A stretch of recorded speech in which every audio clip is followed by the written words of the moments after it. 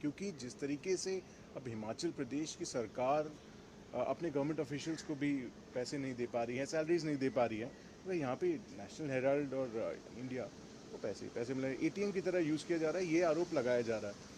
आपका क्या काउंटर होगा मैम? मुझे नहीं लगता अनुराग ठाकुर को इकोनॉमी, फाइनेंस या वित्तीय मामलों की जरा सी तनिक भर भी समझ है। मुझे तो ये भी संशय है कि शायद वो एटीएम का फुल फॉर्म भी ना जानते हो। वो दिल्ली में चुनाव के मंच से गंदे गंदे मजहबी नारे लगाने के लिए, गोली मारवाने के लिए फेमस है। उतनी ही बात उनको करनी चाहिए। जहां तक हिमाचल की सरकार की बात, हम एक बहुत सफल सरकार चला रहे हैं। उस सरकार ने 2-2 महीने का बोनस एक साथ दिया जो आपकी कोई सरकार नहीं कर पाई। आप महाराष्ट्र सरकार की बात करिए, 8 लाख महिलाओं को लाडकी योजना में सिर्फ 500 मिल रहे हैं, वादा 1500 का था।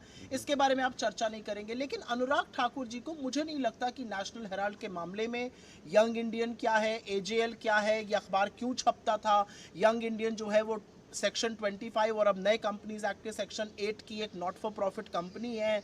वो किसी भी व्यक्ति को, किसी भी शेयर होल्डर को डिविडेंड, सैलरी, मुनाफा नहीं दे। मुझे नहीं लगता उनको इन सब चीज़ों की भी समझ है।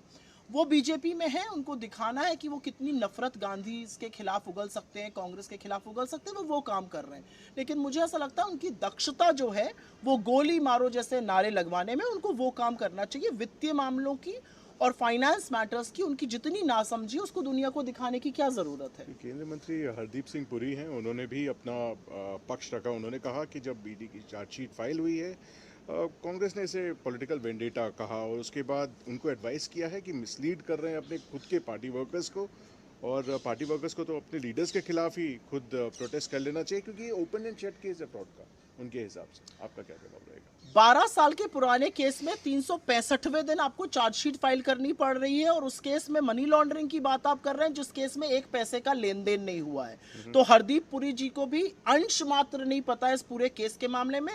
वो भी मोदी जी के सामने अपनी जो लॉयल्टी है वो दिखाने के लिए फुदक फुदक के बोल रहे हैं। लेकिन इस देश की एक नागरिक होने के नाते मैं हरदीप पुरी जी से पूछना चाहती हूँ कि कच्चे तेल का दाम 40% कम हो गया दुनिया भर में, आप पेट्रोल डीजल के दाम क्यों नहीं घटा रहे हैं? आप तो मुनाफाखोरी कर रहे हैं। आपको दाम घटाने चाहिए थे। जब दाम घटाने का वक्त आया, राहत देने का वक्त आया, आपने एक्साइज ड्यूटी बढ़ा दी, आपने एलपीजी का प्राइस बढ़ा दिया। आप इस देश का गला क्यों रेत रहे हैं? आप लोगों की जेब पर डाका डाल के अपनी जेब, अपनी मुनाफाखोरी क्यों कर रहे हैं? आप उसके बारे में बात करिए। मोदी सरकार में ऐसे तमाम लोग हैं जो अपने विभाग, अपनी डिपार्टमेंट्स की बात छोड़ के बाकी सब चीजों पर बात करने को तैयार हैं। पहले वो इस बात का जवाब दें।